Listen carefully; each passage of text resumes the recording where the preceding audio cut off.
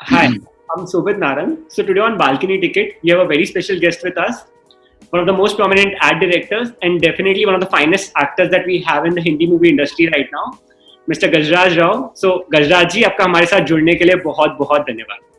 Thank you, Shobit. Thank you very much.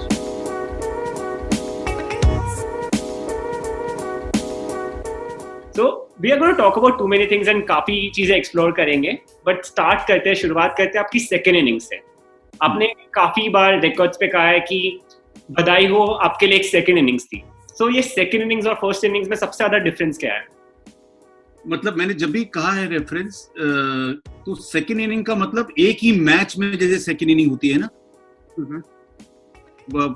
ना one day में जैसे होता है या क्रिकेट मैच में होता है कि फर्स्ट इनिंग और सेकेंड इनिंग, ये उस तरह के सेकेंड इनिंग है. और या इंटरवल से पहले फिल्म और इंटरवल के बाद फिल्म.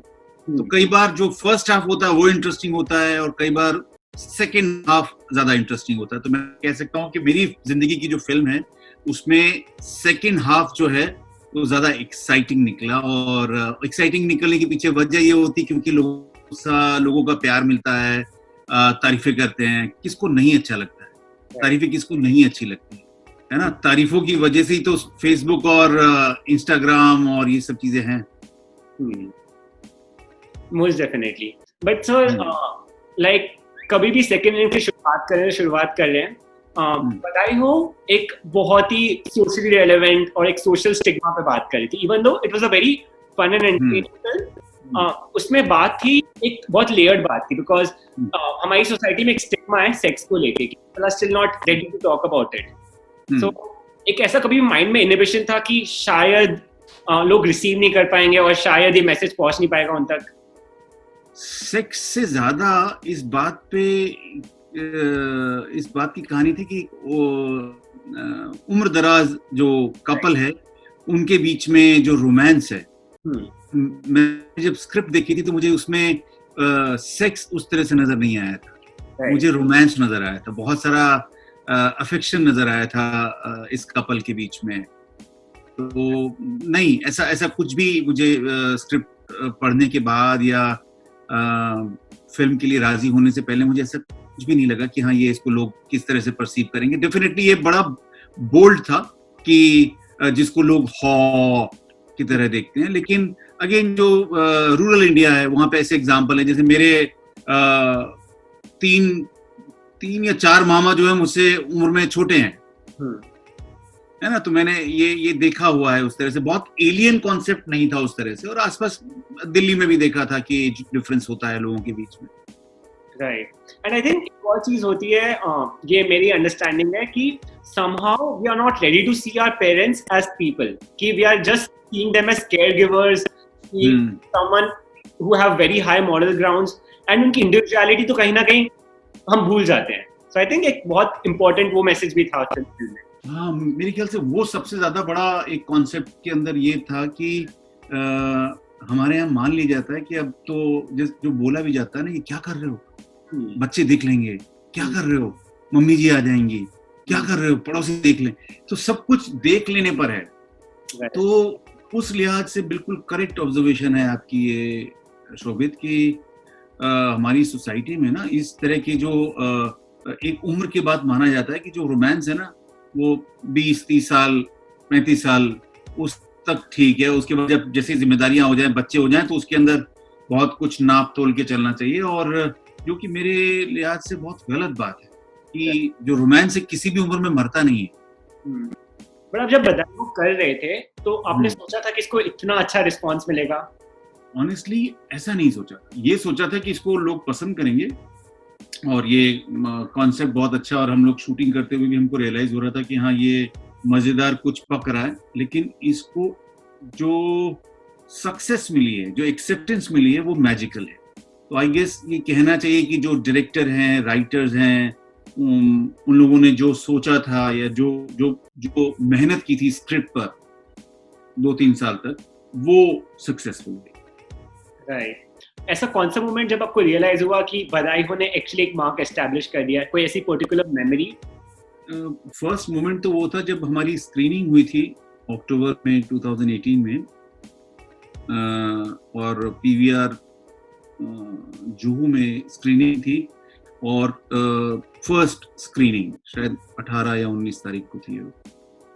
जो जो जो एक्सपीरियंस था वो मैं बयान नहीं कर सकता हूँ शोभित। उसमें लाफ्टर थे, उसमें सिस्कियां थी, उसमें लोग इमोशनल हो रहे थे, और ये वो लोग थे जो दोस्त थे, पहचान के लोग थे, इंडस्ट्री के लोग थे।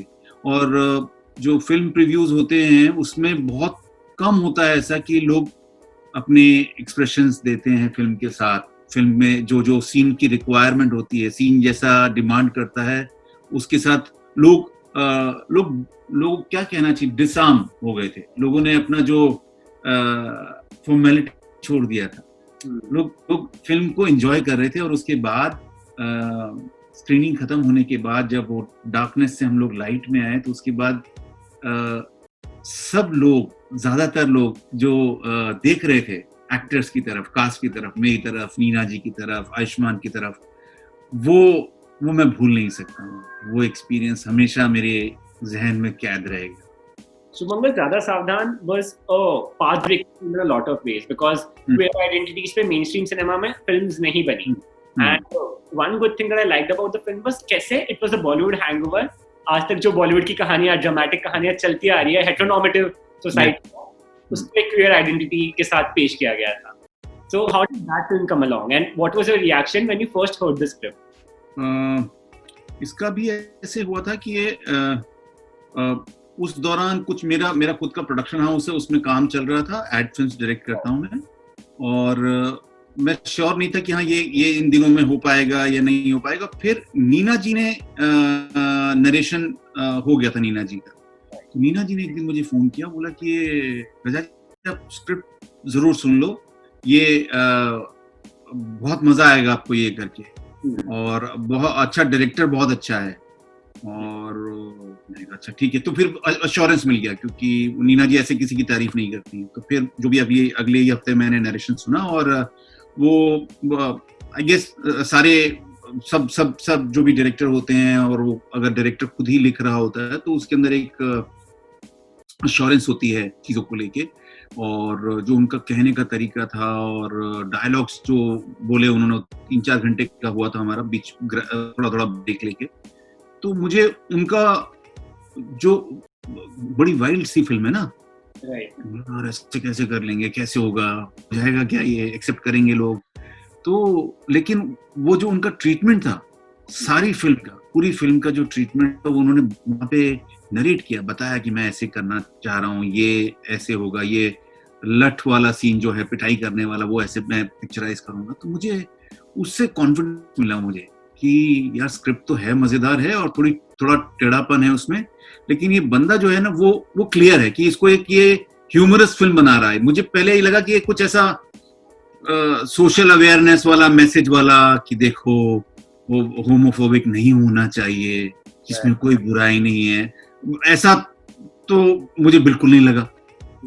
और जो इस तरह के कॉन्सेप्ट में आ जाता है, बेचारापन नहीं था इस चीज को लेकर, गे रिलेशनशिप को लेकर बेचारापन नहीं था, ये मुझे सबसे इंटरेस्टिंग लगी थी। और यस, फिर उसके बाद जीतू ऑन बोर्ड हो गया, और बस मजेदार था। मतलब वो भी अगेन जितना बधाइयों में एंजॉय किया था, उससे एक गुना ज्यादा एंजॉय किया हम लोगों ने, क्योंकि हम लोग बनारस में शूट कर रहे थे, और सारी कास्ट एक ही जगह पे रह रही थी, और हमारे मेकअप वैन नहीं थी वहां पे, टेंट लगे हुए थे, क्योंकि गलियों में वैन नहीं जा सकती है। तो हमारी छोटी सी दुनिया बन गई थी 30-40 दिन के लिए।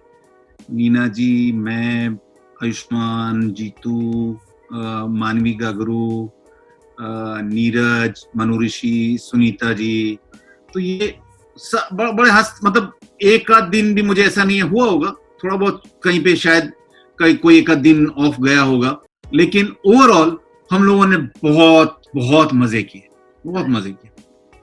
बताइए कि गजराज जी ऑन सेट कैसे रहते हैं, like because you were playing a very strict father, कि आप ऑन ऑफ कैमरा भी आप वैसे स्ट्रिक्ट रहते हैं to be in that role, या फिर आप एक अलग डायनामिक है? नहीं, मुझे क्योंकि और अभी क्या हो रहा है ना कि जब जैसे जैसे आप उम्र में ज्यादा बढ़ते हैं, तो आप कुछ मिस कर रहे होते हैं, कुछ आपसे छूट रहा होता है, जो आपका अल्हड़पन है वो जा चुका होता है, और आपसे उम्मीद की जाती है कि आप बहुत somber और एकदम से गुरु गंभीर नजर आया। मुझे उस चीज से मैं बिल्कुल दूर हटना चाहता हूँ, दूर रहने की कोशिश करता हूँ मैं। और कह सकते हैं कि टीवीएफ के साथ जो मेरा इंटरेक्शन हुआ ना कुछ साल पहले, उनके साथ जो मैंने टेक कॉन्वर्सेशन किए, तो उससे मुझे बहुत फायदा हुआ। फायदा इस तरह से हुआ कि जो आज की जनरेशन का जो 20-22 साल का एक राइटर है, लड़का या लड़की, वो क्या सोच रहे हैं, वो या जो डायरेक्टर हैं वो भी बड़े सारे यंग थे, तो वो जो आज की भाषा, आज की सोच, क्योंकि आप किताबों में जो पढ़ते हैं, डॉक्यूमेंट्रीज में जो देखते हैं, और जो आपको रूबरू जो ओपिनियंस मिलती है ना, उसमें बड़ा फर्क होता है यार। तो मुझे उससे ना थोड़ा उस जो एक सीनियर होने के, उससे मैं बच गया। तो ना सीनियर हूँ और सीनियर दिखना भी है मुझे, उसमें मैं नहीं फंसा मैं। और जो मेरे जो नौजवान दोस्त हैं सारे के सारे, उनसे मैं कोशिश करता हूँ कि मैं उनको बहुत ज्यादा ज्ञान ना दूं। और सेट पे हम लोग, मैं शायद सबसे छोटा था वहां पे, ऐसा कह सकते हैं। सबसे यंगेस्ट मैं था। काफी अच्छा रिस्पांस देखा था शुभम ज्यादा सावधान ने। There was still a section, at least some part of the community, that felt कि फिल्म ने पूरी तरीके से मतलब पोर्ट्रेयल जस्टिफाई नहीं किया। कहीं ना कहीं वो क्वियर आइडेंटिटी अच्छे से रिप्रेजेंट नहीं हो पाई। तो whenever a constructive criticism or a criticism from the space where it belongs to come, तो उसको आप कैसे रिएक्ट करते हैं? मैं उसको अगेन उसमें एक चीज है, जैसे मुझे लगता है कि गे रिलेशनशिप पर, होमोफोबिया पर इतने मजेदार तरीके से शायद ही किसी और फिल्म में इस तरह का आया हो। अक्सर क्या होता है, दो चीजें रहती हैं, या तो बहुत फूहड़ हो जाता है, बहुत स्लैपस्टिक हो जाता है, दोस्ताना में जैसा था। दोस्ताना में अगर आपको याद हो, शांताबाई या कांताबाई है ना, सीनियर आर्टिस्ट है हमारी, वो आती हैं और वो बेहोश हो जाती हैं इनको देख के। तो वो बड़ा, मुझे भी मजा आया था। मैंने जब हॉल में देखी थी कुछ साल पहले, तो मैं भी हंसा था उस बात पर, लेकिन बाद में रियलाइज किया कि आप एक इमेज क्या दे रहे हैं, अब क्या प्रोजेक्ट कर रहे हैं। आप ऑडियंस को ये बता रहे हैं कि आपको, अगर आपके आसपास ऐसे लोग हैं, उन पर आपको ऐसे ही रिएक्ट करना है। या दूसरी तरह की फिल्में जो बहुत ज्यादा डार्क है, इसमें बहुत वायलेंस है या न्यूडिटी है उस तरह से, तो मुझे लगता है कि वो अगेन हम डॉक्यूमेंट्री नहीं बना रहे हैं कि रियलिटी में क्या होता है, कैसा होता है। एक हमारी जो शुरुआत, जो मुझे लगता है हम जब फिल्म बना रहे थे, ये जो फिल्म मैंने बनाई, मुझे था कि मेरे जहन में ये था कि ऑडियंस जब आए तो डरते डरते आए कि पता नहीं क्या देखने को मिल जाएगा, लेकिन बाहर जब निकले तो लाइट हो। बाय द वे, एक कहानी है एक परिवार की जिसमें शादी हो रही है, और उसके अंदर ये कपल है, वो जो पैट्रियार्क है, जो कि बहुत अकड़ू है, उसका खुद का बेटा है जो वो एक लड़के से प्यार करता है। तो मुझे लगता है कि उस लिहाज से मेरा ऐसा मानना है, शायद मैं गलत हूँ। आई थिंक आपने ओटीटी प्लेटफॉर्म बहुत जल्दी ज्वाइन किया था, before even it became popular and इतनी पॉपुलैरिटी उसका मिली। तो वो एक कॉन्शियस था कि आपने माप लिया था कि ओटीटी एक्चुअली एक पूरा कंटेंट मार्केट और कंटेंट स्ट्रक्चर चेंज करने वाला है? नहीं, वो हो ये रहा था कि ये जो भी 7-8 साल पहले जब डिजिटल फॉर्मेट पे काम होना शुरू हुआ था, मतलब इनफैक्ट हमारे प्रोडक्शन हाउस का जो यूट्यूब चैनल था, वो I guess earliest YouTube channel था प्रोडक्शन हाउसेस का, एड फिल्म प्रोडक्शन हाउसेस का। और हम जब उसमें फिल्म पोस्ट करते थे तो लोग हमारा मजाक उड़ाते थे, अरे यार यूट्यूब के लिए फिल्म बना रहे हो क्या? आज बात बता रहा हूँ मैं 10-1 साल पहले की, 9-10 साल पहले कि तब तक इतना, आज की तारीख में हर प्रोडक्शन हाउस, हर एजेंसी, हर एडवर्टाइजिंग फर्म का यूट्यूब पे चैनल है या उसकी फिल्में दिखाई जाती हैं, वो पोस्ट करते हैं, अपलोड करते हैं। तो मुझे ये कह सकते हैं कि उस दौरान बहुत साइंटिफिक दिमाग तो है नहीं मेरा उस तरह से, लेकिन मुझे कोशिश रहती है कि मैं जानूं, थोड़ा सा पूछ लूं कि ये क्या हो रहा है, ताकि मुझे मेले में गुम हो गया वाला फील नहीं आना चाहिए, ये कहाँ गया मैं। तो कुछ चीजें मैं जानने की कोशिश करता हूँ। तो उस दौरान फिर मैं ये जब डिजिटल, मैं बाहर के जो आर्टिकल्स पढ़ रहा था वेस्ट के, ड्रोगा हैं, बहुत बड़े क्रिएटिव डायरेक्टर हैं न्यूयॉर्क में, और कांस फिल्म फेस्टिवल में जो लोग मिलते हैं उनकी जो बातें होती हैं वो कि डिजिटल एडवर्टाइजिंग होने वाली है, डिजिटल होगा दुनिया में। तो मुझे बड़ा, हमारे हिंदुस्तान में ऐसा कुछ था ही नहीं, तो फिर वो उसको फॉलो किया, और उसी बीच में टीवीएफ में 2-3 लोगों से दोस्ती हुई, निधि बिष्ट से और उन लोगों से, तो वहां से फिर मेरा इंटरेक्शन शुरू हुआ। तो मुझे लगा हाँ ये लोग तो इसी पे काम कर रहे हैं, यूट्यूब चैनल ही है इनका, इनको देखते हैं, इनका इकोनॉमिक्स क्या है, इनका मैकेनिज्म क्या है। तो वो मेरे लिए बड़ा, मुझे कह सकते हैं लर्निंग प्रोसेस रहा कि इन लोगों से मिलना, और जो मेरे जो आसपास के लोग थे उनके मुकाबले में मुझे लगा कि मैंने शायद थोड़ा सा उसको जल्दी पकड़ पाने में मुझे उसका फायदा हुआ, इस चीज को समझने का कि डिजिटल फॉर्मेट इंपॉर्टेंट है और उसके लिए एड्स बन सकते हैं। वो एक उस ऑडियंस को समझने की कोशिश करना कि जो यंगर ऑडियंस है या अलग एज ग्रुप के लोग हैं वो डिजिटल प्लेटफॉर्म पे एड कैसे देखते हैं। तो उससे मुझे मेरे काम के तरीके में, मेरे प्रोडक्शन हाउस में बहुत इजाफा हुआ उस तरह से। आपकी एक प्रोग्रेसिव अंडरस्टैंडिंग है कि आप आज की चीजें समझते हैं, and for the longest time I mean all of us know कि एडवर्टाइजमेंट्स ने काफी इनसिक्योरिटीज फीड किया है, काफी स्टीरियोटाइप्स को रीइंफोर्स किया है, एक प्रॉब्लमेटिक मैसेज भी कहीं ना कहीं रीइंफोर्स किया है। So do you think that is also changing, कि धीरे-धीरे वो भी शायद एक चेंज आ रहा है?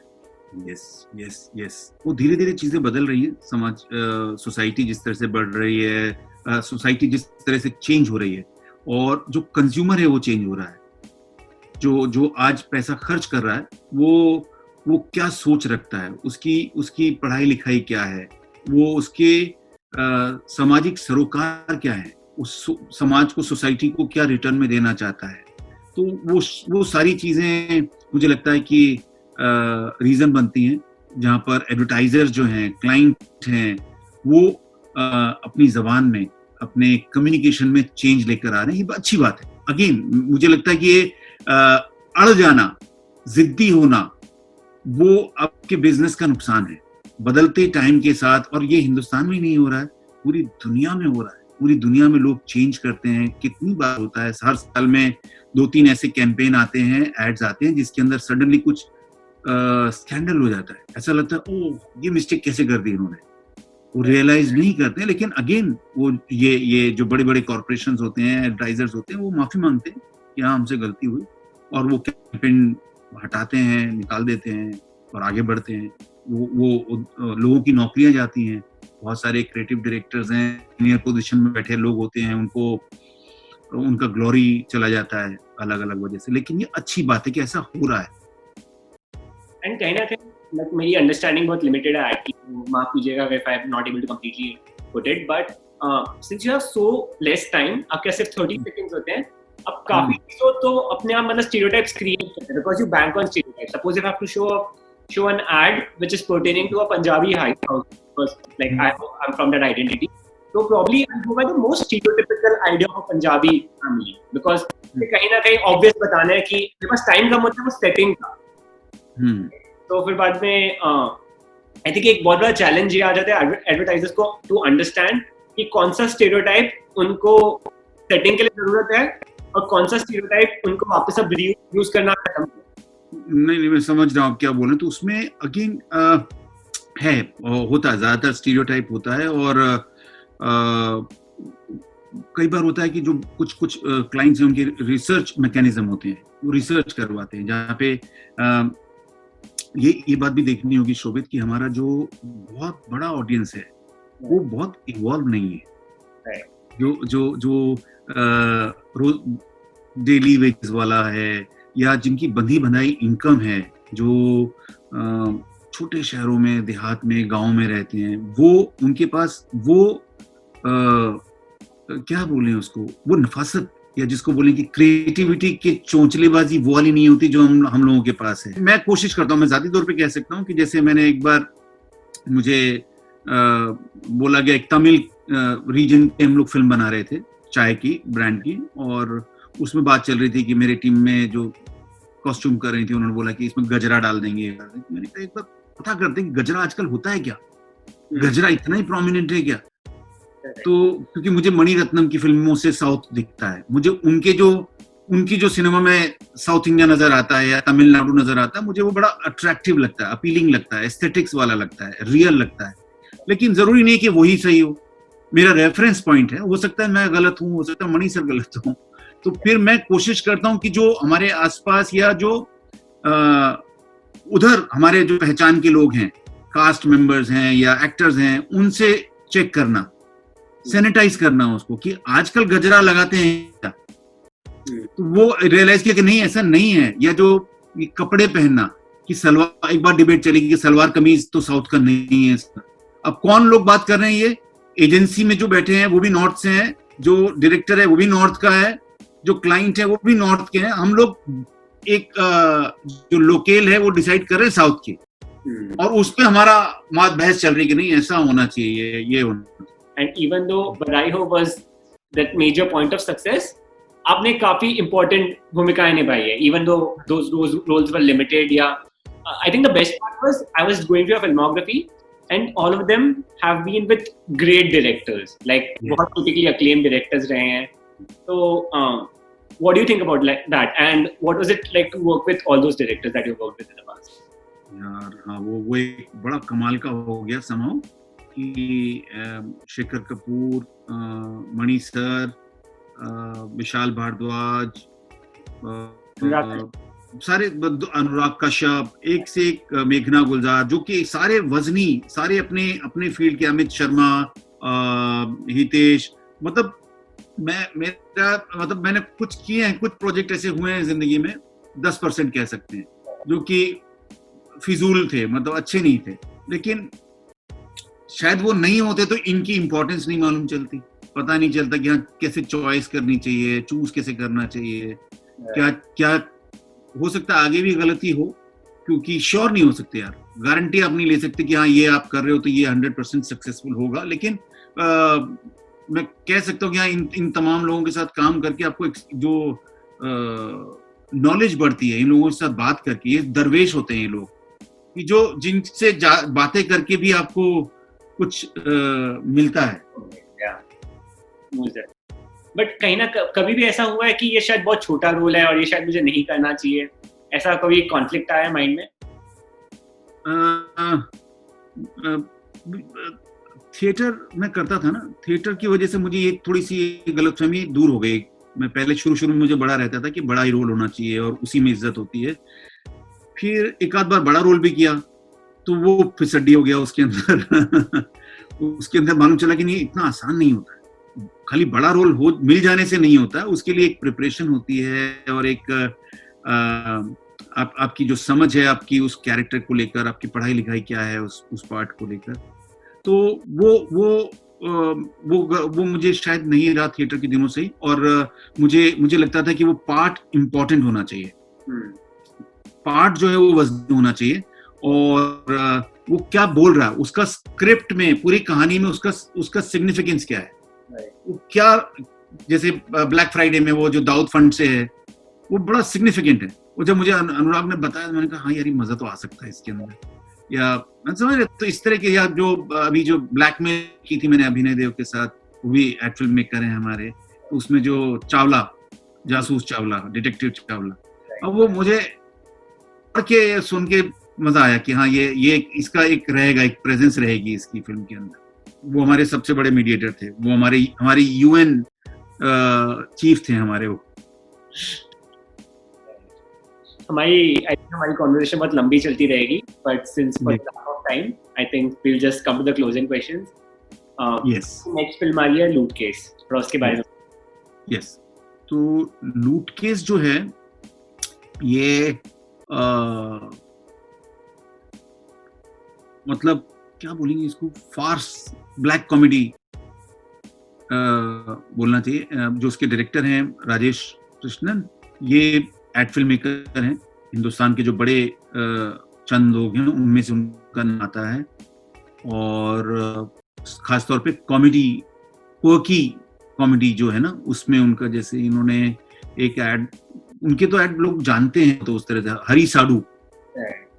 हरी साडू का एक नौकरी, जॉब के लिए एक प्लेटफॉर्म है, उसका एड था।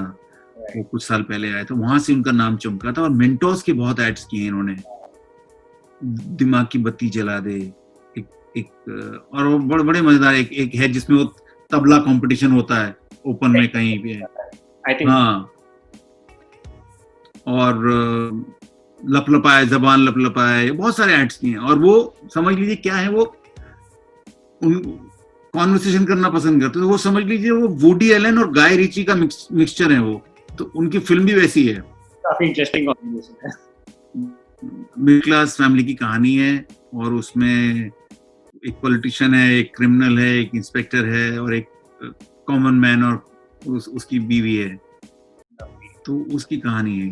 तो ऑडियंस के साथ तो मेरी रिक्वेस्ट यही रहती है कि आपको इस लिहाज से देखना चाहिए, ताकि हम लोग आगे ऐसा काम कर पाए जो कि जिसमें हमें कॉम्प्रोमाइज ना करना पड़े, जिसमें हमें सिर्फ इसलिए करना पड़े कि यार ये चलाना चाहिए तो इससे पैसे आएंगे, नहीं तो घर कैसे चलेगा, वैसा नहीं होना चाहिए। प्लस नई अपॉर्चुनिटीज खुलेगी, because I mean since it's dark comedy, the idea is हमारे पास नए जॉनर्स आएंगे, नए फिल्म मेकर्स आएंगे, सो मार्केट पूरा restructure. So I all the best for that. I hope the film does well. Thank you very much, Shobhit. Subscribe to our YouTube channel and never miss an update on Film Interactions.